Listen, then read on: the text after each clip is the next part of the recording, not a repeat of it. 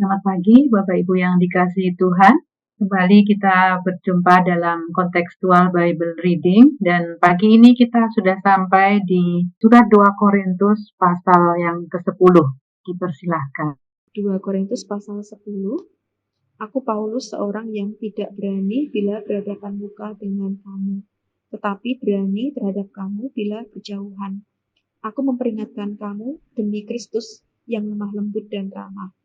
Aku meminta kepada kamu, jangan kamu memaksa aku untuk menunjukkan keberanianku dari dekat, sebagaimana aku berniat bertindak keras terhadap orang-orang tertentu yang menyangka bahwa kami hidup secara duniawi. Memang kami masih hidup di dunia, tetapi kami tidak berjuang secara duniawi, karena senjata kami dalam perjuangan bukanlah senjata duniawi, melainkan senjata yang diperlengkapi dengan kuasa Allah yang sanggup untuk meruntuhkan benteng-benteng. Kami mematahkan setiap siasat orang dan merobohkan setiap kubu yang dibangun oleh keangkuhan manusia untuk menentang pengenalan akan Allah.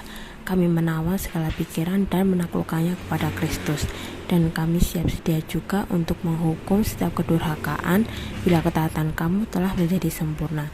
Tengoklah yang nyata di depan mata kamu. Kalau ada seorang benar-benar yakin bahwa ia adalah milik Kristus, hendaklah ia berpikir di dalam hatinya bahwa kami juga adalah milik Kristus sama seperti dia.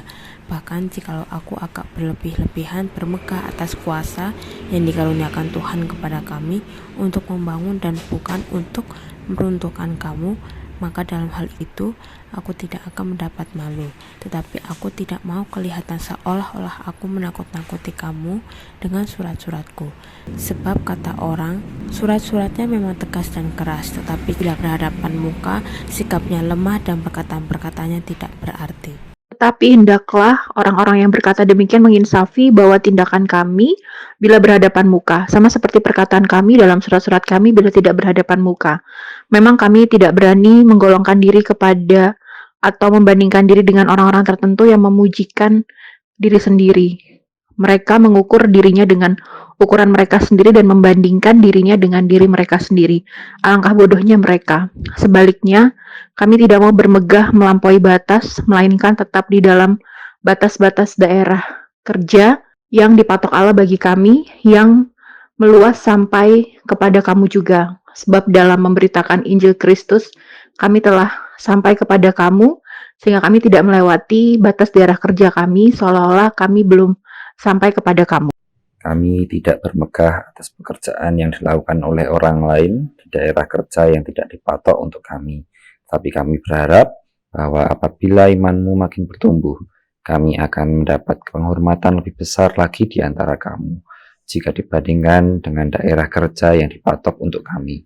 Ya, kami hidup supaya kami dapat memberitakan Injil di daerah-daerah yang lebih jauh daripada daerah kamu, dan tidak bermegah atas hasil-hasil yang dicapai orang lain di daerah kerja yang dipatok untuk mereka.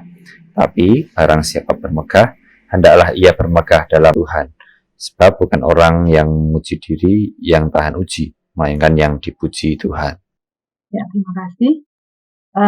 Surat 2 Korintus ini saya bagi dalam dua bagian ya. Ini mengenai sikap Paulus. Apa saja yang disampaikan ayat-ayat ini? Pertama, bahwa Paulus mengatakan bahwa dia adalah seorang yang tidak berani bila berhadapan muka dengan jemaat, berani terhadap kamu bila berjauhan. Aku memperingatkan kamu demi Kristus yang lemah, lembut dan ramah. Jadi dia menyatakan dirinya itu seorang yang tidak berani jika berhadapan muka. Maksudnya tidak berani menegur secara langsung gitu ya.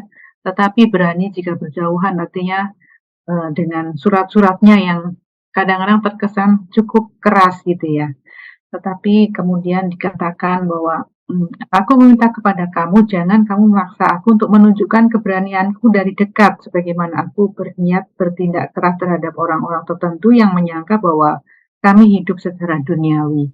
Jadi ini apa yang disampaikan Paulus, bahwa dia bisa bertindak dengan keras, walaupun tadi dikatakan dia tidak berani, tapi dia bisa menunjukkan keberanian ya untuk bertindak dengan keras kepada orang-orang yang menyangka bahwa dia hidup secara duniawi.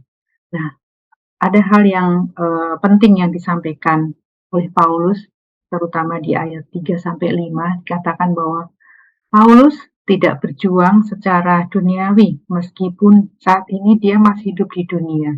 Apa yang dia lakukannya?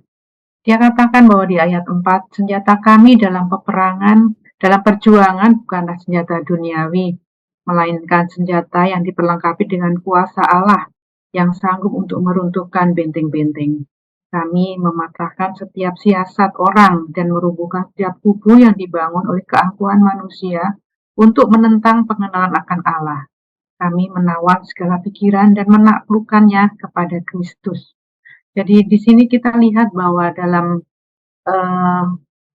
kehidupan Paulus yang saat ini masih ada dalam dunia, dikatakan bahwa perjuangannya bukan perjuangan melawan darah dan daging ya, tetapi dia melawan kuasa-kuasa yang ada di udara ya. Dan kemudian dia katakan dia mematahkan setiap siasat orang dan dia merubuhkan setiap kubu yang dibangun oleh keangkuhan manusia untuk menentang pengenalan akan Allah. Jadi inilah yang dilakukan oleh Paulus. Dia menawan segala pikiran dan menaklukkannya kepada Kristus. Jadi apa yang dihadapi oleh Paulus bahwa ada banyak orang di luar sana yang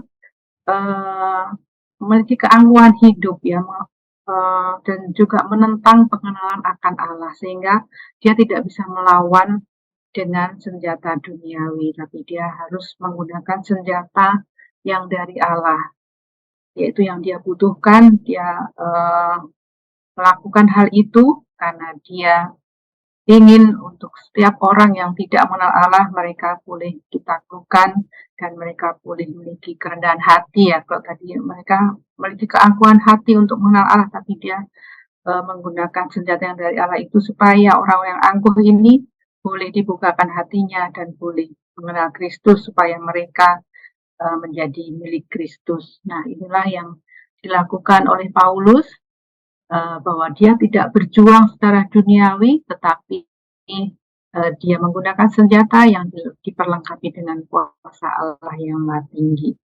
Kemudian dikatakan dalam ayat 10-11 bahwa dia mengatakan dirinya, menurut orang surat-suratnya memang tegas dan keras, tetapi bila berhadapan muka sikapnya lemah dan perkataan-perkataannya tidak berarti. Tapi hendaklah orang-orang yang berkata demikian menginsafi bahwa tindakan kami bila berhadapan muka sama seperti perkataan kami dalam surat-surat kami bila tidak berhadapan muka. Jadi sekali lagi Paulus menegaskan bahwa sikap dan tindakan Paulus itu tetap berani dan tegas ya, seperti dalam surat-suratnya. Jadi dia mematahkan anggapan orang bahwa kalau berhadapan muka sikapnya menjadi lemah gitu ya, tapi dia menyatakan bahwa dia akan tetap berani dan tegas dalam surat-suratnya. Ketika dia berhadapan muka, dia tetap bertindak tegas seperti yang dilakukan dalam surat-suratnya. Inilah yang dikatakan oleh Paulus pada jemaat di Korintus mengenai sikapnya. Kemudian di bagian yang kedua kita juga bisa melihat dari ayat 12-18 mengenai pendapat Paulus tentang dirinya. Dikatakan bahwa kami tidak berani menggolongkan diri kepada atau membandingkan diri dengan orang-orang tertentu yang memujikan diri sendiri. Mereka mengukur dirinya dengan ukuran mereka sendiri dan membandingkan dirinya dengan diri mereka sendiri. Alangkah bodohnya mereka. Jadi cukup keras juga apa yang dikatakan. Senang untuk memuji diri sendiri ya. Mereka mengukur segala sesuatu dengan ukurannya sendiri, membandingkan dirinya dengan mereka sendiri. Dikatakan orang seperti adalah orang-orang yang bodoh, dan Paulus mengatakan bahwa dia tidak menggolongkan dirinya dengan orang seperti itu. Dan kemudian di dalam ayat 13 juga dikatakan, kami tidak mau bermegah melampaui batas, melainkan tetap di dalam batas-batas daerah kerja yang dipatok Allah bagi kami, yang meluas sampai kepada kamu juga.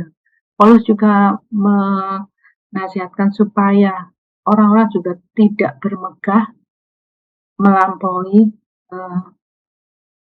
melampaui batas, dan juga tidak bermegah atas pekerjaan orang lain ya, dalam ayat 15-16, kami tidak bermegah atas pekerjaan yang dilakukan oleh orang lain di daerah kerja yang tidak dipatok untuk kami, tetapi kami berharap bahwa apabila imanmu makin bertumbuh, maka akan mendapat penghormatan lebih besar lagi di antara kamu jika dibandingkan dengan daerah kerja yang dipatok untuk kami. Jadi ada hal-hal yang Paulus sampaikan di sini, dia tidak mau mengeluhkan diri orang yang memujikan diri, dia juga tidak mau bermegah melampaui batas, dia tidak mau bermegah karena pekerjaan orang lain. Jadi inilah yang nasihat yang disampaikan oleh Paulus, dan di dalam ayat 17 ditegaskan sekali lagi, tetapi barang siapa bermegah, hendaklah ia bermegah di dalam Tuhan, sebab bukan orang yang memuji diri yang tahan uji, melainkan orang yang dipuji Tuhan. Jadi inilah nasihat yang dikatakan oleh Rasul Paulus, jangan kita bermegah karena diri sendiri, jangan kita bermegah karena pekerjaan orang lain, jangan kita bermegah dengan melampaui batas, tetapi hendaklah ketika kita bermegah di dalam Tuhan. Artinya kita bersuka cita, kita tenang ketika kita bisa mengenal Tuhan, dan bukan orang yang memuji diri yang tahan uji dikatakan di sini, tapi orang yang dipuji oleh Tuhan. Karena seringkali orang yang bermegah karena hal-hal yang di luar Tuhan, justru itu adalah kesombongannya, dan Allah menentang orang yang sombong, Allah menentang orang yang tinggi hati, tetapi justru Allah kehendaki Allah supaya kita selalu merendahkan. Apa yang kita bisa pelajari dari 2 Korintus 10 ini, kita mendapatkan ada beberapa amanat teks, yaitu kita harus berani dengan tegas untuk menegur orang lain dengan tujuan untuk membangun, bukan untuk meruntuhkan. Kemudian kita harus berjuang bukan secara duniawi, tetapi dengan kuasa yang dari Allah. Dan yang ketiga, jangan kita memuji diri sendiri, tetapi bermegahlah karena Tuhan. Aplikasi yang bisa kita terapkan dalam kehidupan kita, apakah saya dan saudara memiliki keberanian untuk menegur seorang dengan yang lain dengan tujuan untuk membangun? Kemudian apakah saya dan saudara sudah menggunakan kuasa Allah di dalam perjuangan iman kita? Dan yang ketiga, apakah saya bermegah dalam Tuhan dan tidak memuji diri sendiri? Kiranya firman Tuhan ini boleh memberkati kita semua. Selamat beraktivitas, Tuhan Yesus memberkati. Hanya biar kau berbuat di dalam hidupku, rencana indahmu terjadi di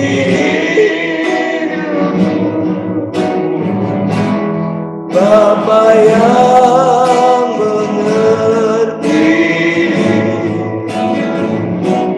segala yang ku perlu, kasih-Mu sempurna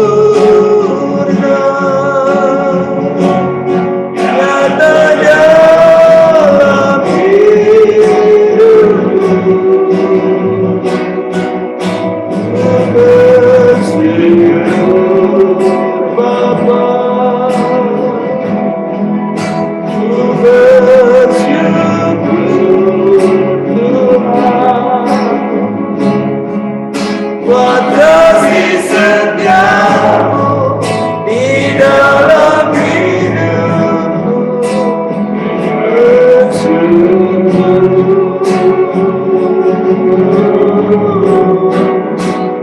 Bersyukur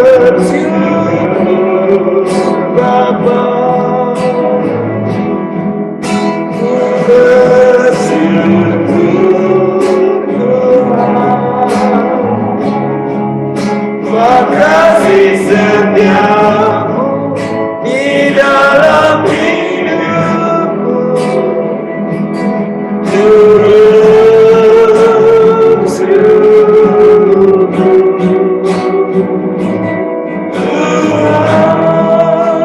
Tuhan berkati semuanya dengan berlimpah-limpah, supaya semua terus jadi berkat dalam keluarga, dalam pelayanan, pekerjaan, studi, maupun di bermasyarakat.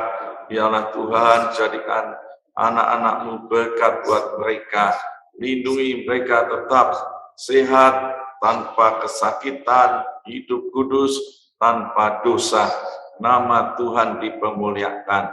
Kami mengucap syukur, berdoa di dalam nama Tuhan Yesus. Haleluya. Kiranya Tuhan terus memberkati kita dengan berlimpah-limpah.